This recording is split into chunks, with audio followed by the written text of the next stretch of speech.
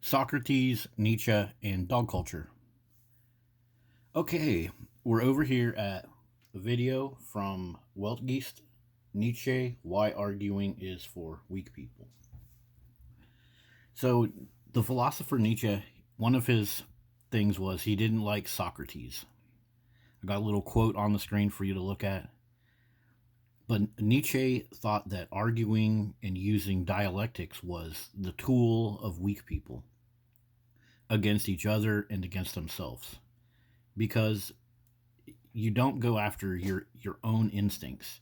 You just sit around and ask why? Why? So, if you want to understand more about that, I'll put this video in the description.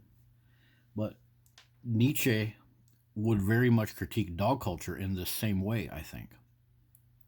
Because the way that he judges Socrates for using words like in a way to control people in this position of weakness, like if you don't have power and authority, well, then you use words to control people or to control yourself. Well, let's go over to a video from PitBull Victim Awareness. So you can do this with almost any video, but we use dialectics against each other to push dog culture. So, family, that's a dialectic word. The dog.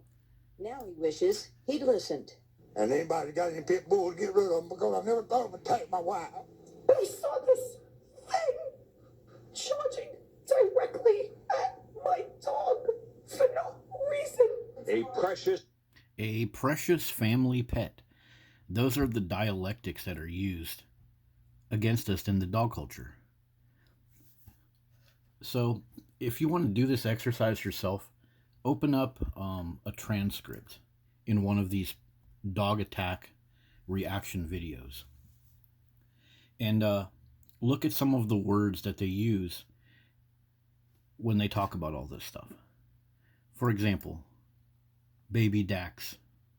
Just about that time where you were starting to see more celebrities adopting them, and sure, that absolutely factored into my my trust of pit bulls. Yes. Trust. They're giving the word trust to a fanged predator. That's using dialectics against you. So Susan and her boyfriend adopted 2 puppies. Puppies, another dialectic that's used against you. Puppies invokes this cute little milk drinker. Oh my goodness golly. What a great guy. A mix of American Pit Bull and Staffordshire Terriers. They were good dogs. I mean, They killed an infant and she's still using those dialectics. They were good dogs. Good dogs. We deceive ourselves because we sit around and use these dialectics. Another thing that Nietzsche took issue with about philosophers, back to this one right here, is they just sat around and asked, why? Why? Why do these things happen? Instead of following their instincts and being doers, they just sat around philosophizing. And that's what dog culture does. First they trick you with the dialectics, then they use the dialectics again, because every time there's a dog attack, people sit around and they are like, why? We don't know why a pit bull would have killed the infant. We have no clue. He jumped on top of my dad and went after him, and I jumped on top of the dog, and I was trying to pull my dad's skin from under him. So every one of these videos goes like this. So I did a keyword search for why. And in the transcript and in the comments, every single time something goes awry with a dog, attacks, house fires, they just sit around and philosophize about it. Why? Look, why? Why? Why? Why? Why? Even in the transcript, you have to scroll into the transcript to find all these, but this is exactly how it happens every time. Another thing they will philosophize about is, whose fault is it? Who is accountable? And that's just a bunch of philosophy. That's just a bunch of abandoning your instinct. I think that Nietzsche would say your instinct as a human, when you see something like this right here, that you should follow your instinct. Nietzsche said that you should organize your instinct and your will together. But we're just willing ourselves to do stupid stuff through dialectics. Your instinct, when you see a dog like this, your proper human instinct, you hear it barking, you see it being all sly and cute, trying to trick you, your instinct says, get away from that and go get a proper human friend, like another anti-dog channel mentioned. But we abandon our instinct, and then we sit there and philosophize, while our fellow humans fall victim to these dogs. So this is much like the Nietzsche versus Socrates thing. Dialectics are being used against us, then we use them against each other, and then we use the dialectics to delude ourselves that these dogs are some kind of safe family, friend. And then we sit back and we say, why? How? And then we talk about investigate. The Humane Society is going to investigate why this dog might have killed somebody. Just take a few minutes to read some of the transcript in these videos. These people are like philosophers. They say, no child should have to go through that. Well, why did you get a dog in the first place? Many of these people will say, well, my friends told me not to get the dog, but he was such a nice puppy. And then they philosophize afterwards. Nobody should have to suffer like this. Look at how smart I am. I watched an infant be ripped limb from limb by a dog, and now I'm going to sit back on my ass philosophizing. This is exactly what Nietzsche took issue with when it came to Socrates. We're a bunch of people that abandon our instincts, and then we use this dialectics, this kind of like moral grandstanding.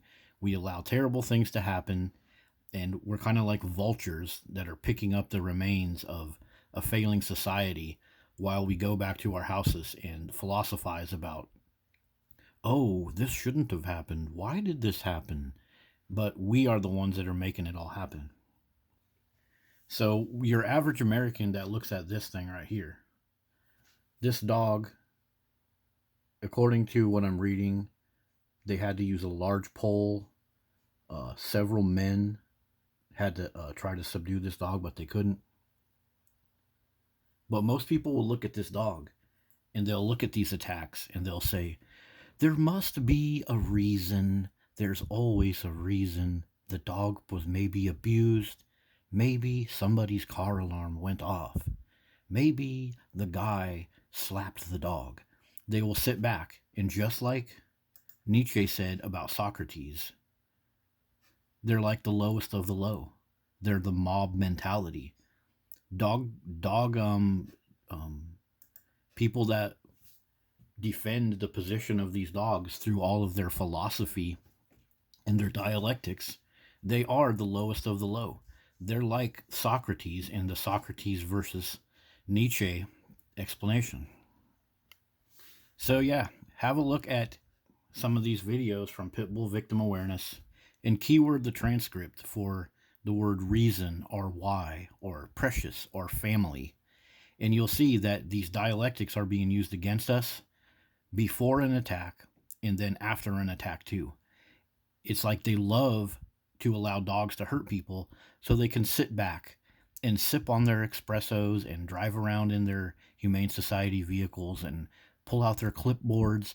We better collect a bunch of data and philosophize about these puppers. One of Nietzsche's problems with other philosophers is this dialectic thing that he connects with weakness. It's because there's always a lack of action connected to it. It's like an imbalance. So think about dog culture too. The dogs are always taking actions against the humans when they attack them. But the humans are not allowed to use their instincts to destroy the dogs. Instinctually, if you're a proper mom and dad and you have a predator creature in your house, you would lock that creature out of your house as an instinct. For example, you don't see a deer bringing wolves up by its little babies because they would probably eat it. You know, you don't see a farmer opening his property and attracting wild wolves to come eat his sheep or his cattle.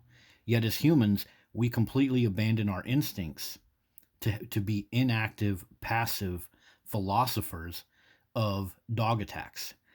And this is so much like Nietzsche versus Socrates.